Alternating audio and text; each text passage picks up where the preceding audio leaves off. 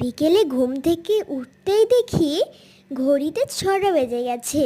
আর বাইরে বেরোতে একটা মিষ্টি হাওয়া গায়ে এসে লাগলো, সেই জন্য ভীষণ ভালো লাগলো।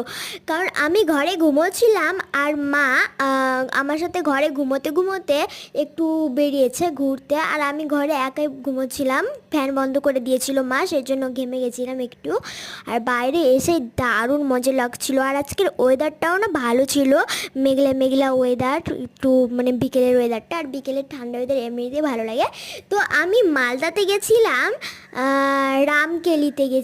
রামকেলি মেলায়। তো তার বড় ভিডিও বা এরকম শর্ট ব্লগ কিন্তু চলে আসবে, আর এমনি ব্লগ ভিডিও কিন্তু চলে আসবে। তারপরে একটু বাইরে বসলাম, তো একটু ঢং মারতে মারতে করছিলাম। তো আমি এখানে বসে থেকে মিষ্টি আঁকি, আর তোমরা ওখানে গরমে মরো।